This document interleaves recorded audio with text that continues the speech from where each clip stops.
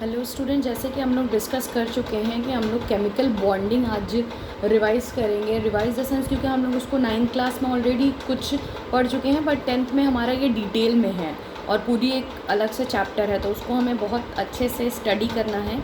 उससे पहले मैंने जो इससे रिलेटेड एक वीडियो आपको सेंड करी है, तो उसको ज़रूर आप लोग एक बार देख लीजिएगा और उसकी स्टडी कर लीजिएगा। उसमें एटम्स, इलेक्ट्रॉन्स और कौन कौन से कंपाउंड इसमें ज़रूरी होते हैं, सारी जितनी भी बेसिक्स हैं इस चैप्टर के, उस वीडियो में मैंने आपको बता दिया है।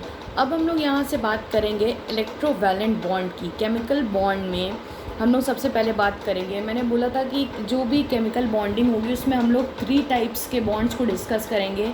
एक तो हमारा होगा इलेक्ट्रोवैलेंट बॉन्ड, जिसको हम लोग इलेक्ट्रोस्टैटिक फोर्स बॉन्ड भी कहते हैं, जिसको हम लोग आयनिक बॉन्ड भी कहते हैं। और सेकंड होगा हमारा कोवैलेंट बॉन्ड और थर्ड होगा हमारा कोऑर्डिनेट बॉन्ड। ठीक है, तो सबसे पहले हम लोग आज डिस्कस करेंगे इलेक्ट्रोवैलेंट बॉन्ड की। तो इलेक्ट्रोवैलेंट बॉन्ड डिस्कस करने से पहले हमें पता करना होगा what is the formation of electrovalent compound. भाई कंपाउंड से ही तो हमारे बॉन्ड बनेंगे, तो सबसे पहले पता कर लेते हैं कि जो हमारा इलेक्ट्रोवैलेंट कंपाउंड है वो कैसे बनता है।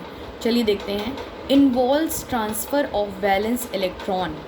इसमें वैलेंस इलेक्ट्रॉन, बहुत ध्यान से समझना, इसमें वैलेंस इलेक्ट्रॉन्स का ट्रांसफ़र इन्वॉल्व होता है।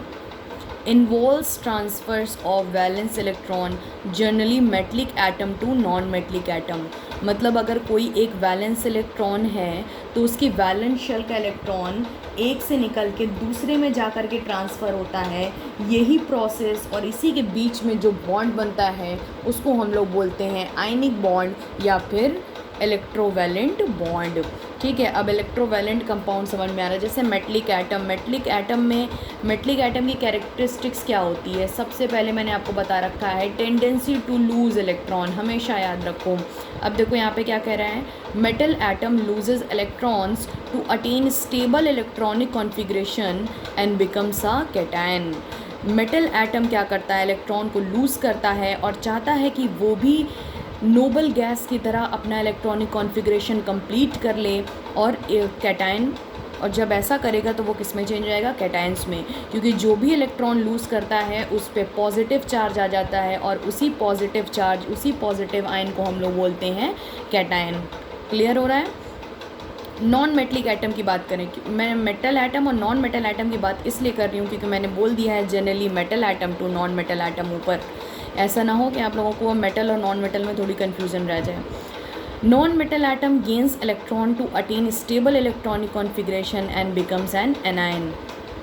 बिल्कुल उसी तरीके से नॉन मेटल उसका जस्ट अपोजिट होगा, ये इलेक्ट्रॉन्स को गेन करेगा, जो वो लूज़ करेगा ये उसी को गेन करेगा और अपना इलेक्ट्रॉनिक कॉन्फ़िगरेशन में अपनी आउटर मोस्ट शेल को कंप्लीट करके स्टेबल हो जाएगा and becomes an anion.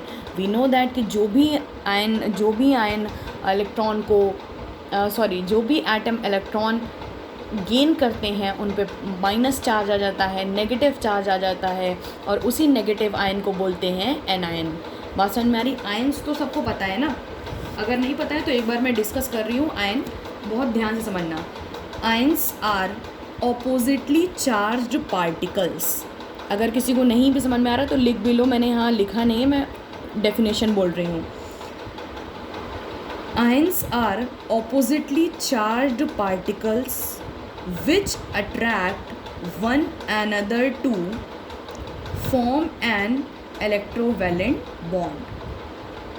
Okay, और जो दो आपके चार्ज होते हैं ऑपोजिट चार्ज, वो मैंने आपको बता दिए कौन कौन से, कैटायन और एनायन, और क्यों होते हैं ये भी आपको पता है। अब देखो जैसे यहाँ पे एग्जांपल लेते हैं एक मेटलिक एटम का। सपोज एक मेटलिक एटम है, एक्स इलेक्ट्रॉनिक कॉन्फ़िगरेशन है 2 8 1, इलेक्ट्रॉनिक कॉन्फ़िगरेशन है 2 8 और 1।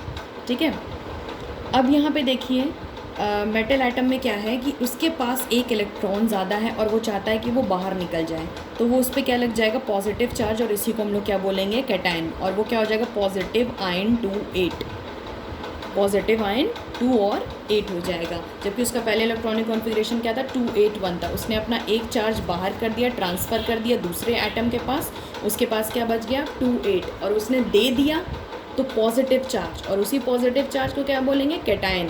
तो मेटल की टेंडेंसी, मेटल एटम की टेंडेंसी क्या होती है, tendency to lose electron. Non metal atom अगर हमने सपोज कर लिया वाई है, उसका इलेक्ट्रॉनिक कॉन्फ़िगरेशन है 287, और वाई को क्या चाहिए कि उसके पास एक इलेक्ट्रॉन आकर के ऐड हो जाए, तो उसका इलेक्ट्रॉनिक कॉन्फ़िगरेशन कंप्लीट हो जाएगा और उसका ऑक्टेट कंप्लीट हो जाएगा, उसकी आउटर मोस्ट शेल कंप्लीट हो जाएगा और वो स्टेबल हो जाएगा। क्लियर हो रहा है। तो यहाँ पे अगर किसी से कहा जाए भाई तुम 7 दे कर के अपना कंप्लीट कर लो, तो ये थोड़ी सी अजीब बात होगी। ऐसा नहीं है कि उसके पास 7 है हम उसको 1 दे दें उसका कंप्लीट हो जाए, उसका कुछ भला हो जाए।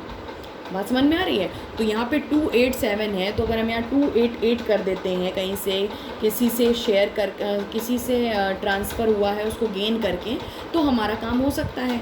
और अगर हमने ले लिया तो हमारे पास नेगेटिव चार्ज, और वो क्या हो जाएगा, एनायन नेगेटिव चार्ज 288। देखो यहाँ पे अब कंप्लीट हो गया नेगेटिव आयन आने के बाद। बात क्लियर हो रही है एकदम। अच्छा, अब इससे बाद आता है आपका इलेक्ट्रोवैलेंट और आयनिक बॉन्ड, जो कि हमारा मेन टॉपिक ही है, इलेक्ट्रोवैलेंट और आयनिक बॉन्ड। तो बहुत ध्यान से देखिएगा।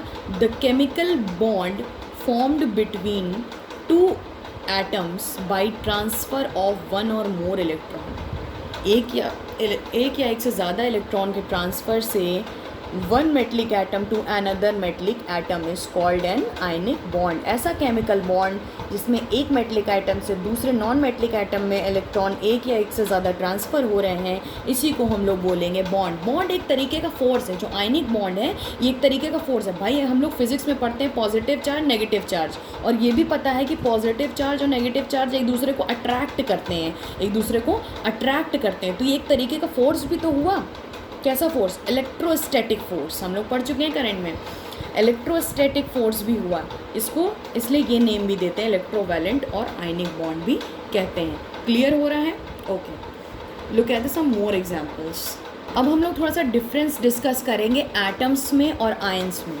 सपोज कहीं पे एटम लिखा हो, कोई एटम है एक्स और वाई, और कहीं पे आयंस लिखा है, उस पर लिखा है एक्स चार्ज 1 पॉजिटिव और चार्ज दूसरे पे वाई पे लगा है -1। अब देखो इससे हमें क्या पता चलता है, इलेक्ट्रिकली एटम्स में अगर देखा जाए तो कोई चार्ज नहीं, न्यूट्रल पार्टिकल्स। क्या बोलेंगे, न्यूट्रल पार्टिकल्स मे और may not exist independently exist भी कर सकता है, नहीं एग्जिस्ट भी कर सकता है। आउटर मोस्ट शेल की बात की जाए तो अगर कोई मेटल लिखा हुआ है एक्स, तो क्या पता मे और मे नॉट हैव ड्यूप्लेट और ऑक्टेट, पता ही नहीं क्या ड्यूप्लेट भी हो सकता है ऑक्टेट भी हो सकता है कि नहीं है। लेकिन अगर आयंस पे आपके चार्ज लगे हुए हैं, कैटायन और एनायन, कोई भी, इलेक्ट्रिकली क्या होगा, चार्ज पार्टिकल होंगे, या तो वो कैटायन होगा या फिर एनायन होगा। ठीक है। Exist independently in solution. देखो इंडिपेंडेंटली इन सोल्यूशन का मतलब ये है कि सपोज हम एग्जांपल ले लेते हैं एक इलेक्ट्रोवैलेंट कंपाउंड का NaCl। NaCl को जब हम लोग पानी में डालते हैं, एक्वस सोल्यूशन में डालते हैं, तो सोडियम अपनी अलग प्रॉपर्टी शो करता है और क्लोरीन अपनी अलग प्रॉपर्टी शो करता है इंडिपेंडेंटली। वो लोग अलग हो जाते हैं, Na+ हो जाता है और Cl- में जाकर के टूट जाता है और अपनी प्रेजेंस को शो करने लगता है। और इसी तरीके से अगर देखें आउटर मोस्ट शेल, तो देख करके पता लगा सकते हैं इसमें कि इसकी आउटर मोस्ट शेल कंप्लीट है या नहीं कंप्लीट है, ऑक्टेट है या ड्यूप्लेट है। भाई अगर उसने चार्ज ले रखा है, इलेक्ट्रॉन ले रखा है, तो वो नेगेटिव है, कैटायन है। ठीक है। और नहीं ले रखा है तो दिया हुआ है तो वो क्या है, एनायन है। तो ऐसे आउटर मोस्ट शेल से हम आयंस में पहचान कर सकते हैं। अच्छा, हम लोग 9th में ऑलरेडी डिस्कस कर चुके हैं ऑक्सीडेशन और रिडक्शन प्रोसेस, लेकिन अभी भी हो सकता हो कि ये थोड़ा सा फ्रेश ऑक्सीडेशन रिडक्शन पढ़ने की ज़रूरत हो, तो हम लोग थोड़ा सा और डिस्कस करेंगे इसको।